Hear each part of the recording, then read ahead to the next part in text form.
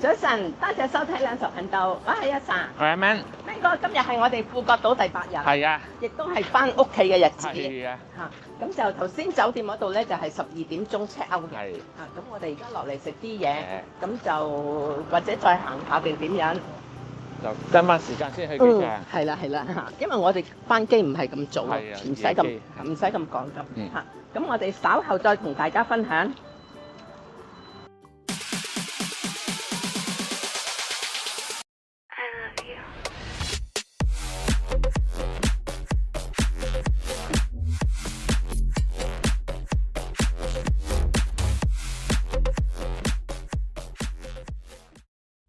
今日南部嘅氣溫係28度，兩傻 check out 之後就拖住件行李作最後衝刺，由山頂行落山腳，一路都有電動扶手梯，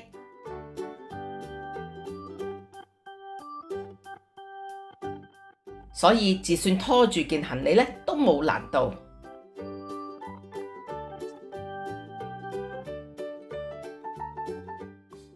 好快就由山頂落到大廣場，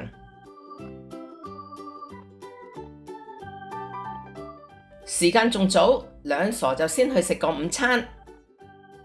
餐廳嘅妹妹咧都認得我哋。今日兩傻點咗13萬越南盾嘅炸蝦春卷。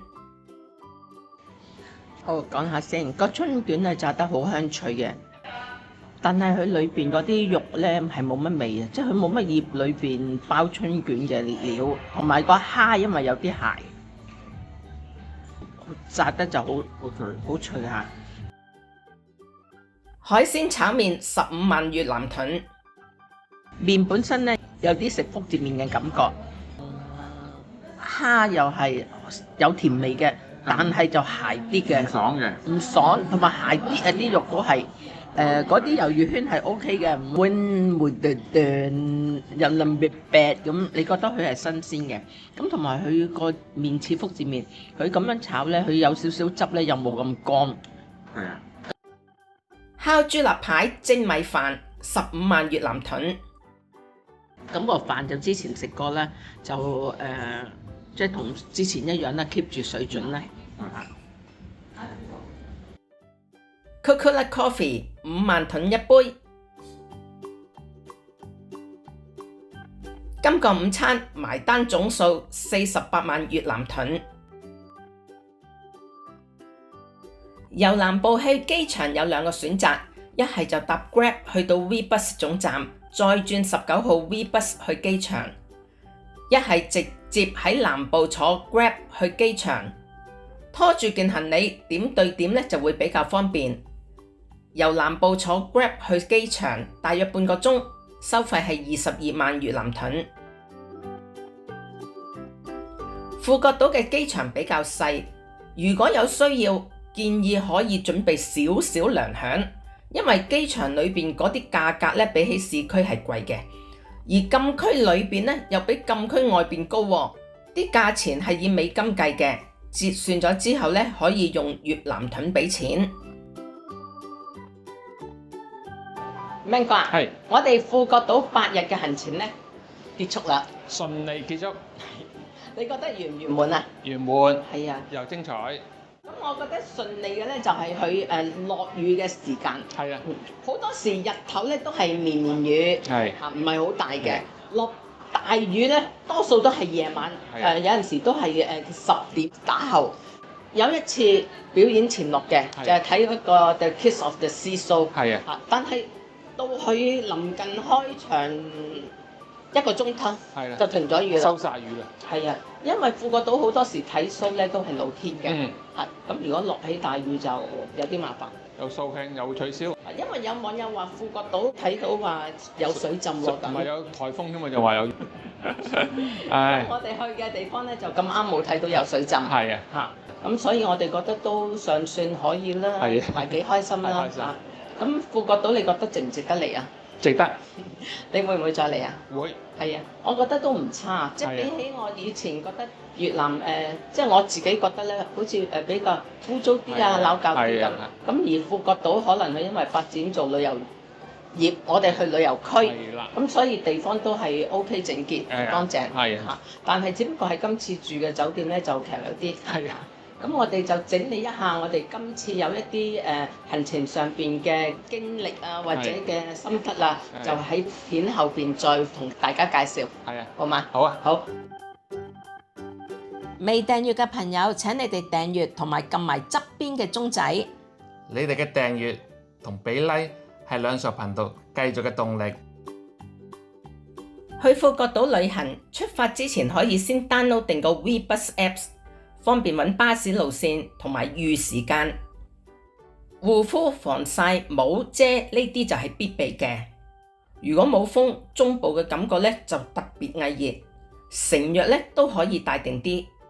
兩傻今次揀咗搭大灣區航空，機票分兩種，冇寄艙行李嘅優惠飛來回係805蚊，有20kg 寄艙行李嘅好想飛來回係1275蚊，兩張來回機票總共係2080蚊。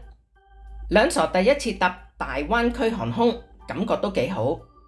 兩個人8日旅遊保險合共係334蚊。上網卡同埋樂園門票係經 KKday 訂嘅，SIM 卡10日5GB 流量，買一送一，每張63蚊。富國島全程接收冇甩拖。北部2日樂園套票包括珍珠樂園、珍珠野生動物園同埋泰迪熊博物館門票，長者價2人合共738蚊。南部門票Kiss of the Sea 同埋接吻橋2人合共318蚊，纜車來回同埋接吻橋門票2人合共208蚊。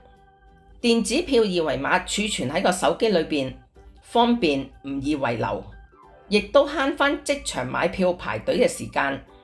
7晚住宿經 Booking.com 訂嘅，中部2晚332蚊，北部2晚207蚊。南部3晚831蚊。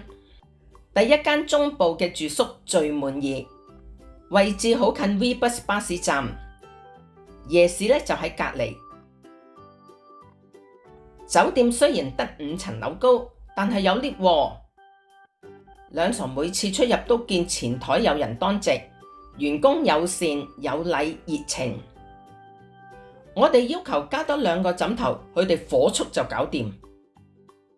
第二間北部嘅住宿最惡劣，位置離 WeBus 巴士站有一段距離，去富國大世界同埋泰迪熊博物館就比較就腳。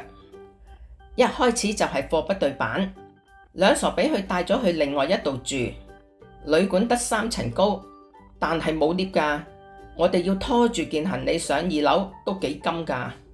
大家訂房嘅時候咧就要留意呢一個坑，前台成日都冇人嘅。我哋要求加多2個枕頭，佢哋話冇多餘嘅可以供應咯。我哋要求換咗個壞嘅電水壺，佢哋話水壺冇壞，叫我哋試多幾次就得噶咯。房間裏邊供應嘅嘢污糟邋遢。10月29號退房嗰日朝頭早，兩傻友話俾旅館個前台知，前一晚我哋返去之後呢，發覺塞馬桶嘅現象。11月3號，兩傻喺 Booking.com 個網度俾咗最低嘅評分。轉頭2點鐘就收到旅館嘅短信，大致係對住宿供應貨不對版致歉，同埋卸膊話因為 Booking.com 系統顯示錯誤所致。咁塞馬桶嗰單嘢呢，旅館就已經即刻整返好。我哋都已經退咗房，即唔即刻又關我哋咩事呢？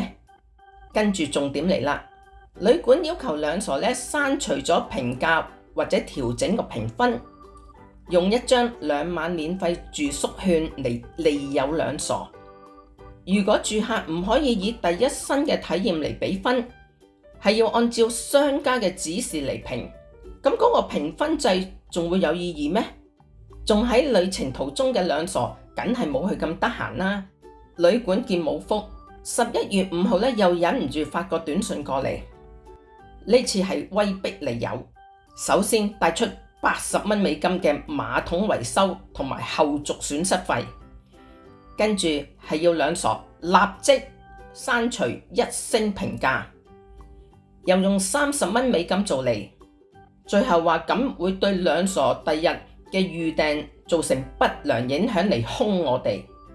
呢單嘢兩傻由始至終冇直接同旅館聯繫過，淨係將件事反映咗俾 Booking.com 知，而 Booking.com 淨係話責任就喺旅館方，咁就了事咯。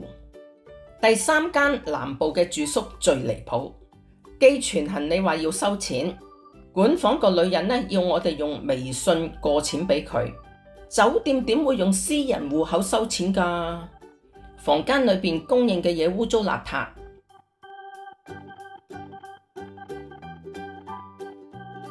位置離纜車站同埋廣場呢有一段嘅距離。酒店唯一可取嘅地方呢係可以睇到煙花。前台嘅當值員呢時在時不在，員工態度傲慢冷漠。10月31號入住嗰日，通知管房淋浴間去水塞咗。佢教兩傻點做就算，之後就一直冇回應，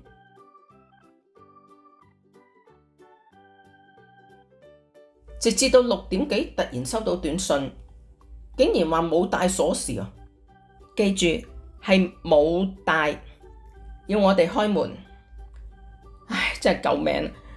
我哋係嚟玩㗎，你之前又冇同我哋約定時間，唔通我哋兩個會傻痴痴咁喺間房度坐定定，等個唔知會唔會嘅跟進咩？等你嚟呀，同你開門啊！知道我哋出咗去，佢就竟然話：咁你自己整啦，我哋嚟咗，你拎走咗條鎖匙，所以我哋入唔到房。第一，我哋唔係酒店嘅維修工人，咩理由要我哋自己整？第二，住客將條鎖匙更新，唔係好正常咩？之前管房呢仲算老實，話冇帶鎖匙，點解忽然又將鎖匙嘅問題放喺我哋嘅頭上呢？呢個短信帶出咗跟住嗰2日酒店係唔會補充飲用水同埋執房。呢間酒店真係好荒謬，唔係24小時嘅咩？唔通係朝9晚5嘅？又一證明前台嘅員工係廢嘅。第2日11月1號。好在冇留低喺間房度等佢維修咋。營業時間係由9點開始，但係唔等於9點呢就會嚟同你整喎。浴室嘅情況冇變，兩傻對呢間酒店嘅管理同埋服務呢已經徹底死心。退房前1日嘅上晝10點，酒店就已經急不及待發短信通知退房要點樣做。劈頭呢就係要洗乾淨啲碗碗碟碟。退房日呢又要熄燈、留時、影相，最後呢就係逾時嘅罰則。呢2間住宿嘅體驗刷新咗兩傻嘅新認知，真係領教。機票、保險、電話卡2477蚊，住宿1370蚊，樂園門票1264蚊，8日餐飲1520蚊。喺 WeBus 全免之下，車費115蚊，手信呢就唔係必要嘅開支，所以唔計算在內。2個人8日旅遊總數係6746蚊，平均每人係3373蚊。多謝睇晒富國島8 day 嘅朋友，同埋多謝俾 like 留言留 emoji 嚟支持兩傻頻道嘅朋友。啱聽啱睇嘅就請分享俾身邊嘅朋友。約定你哋下條片見，拜拜。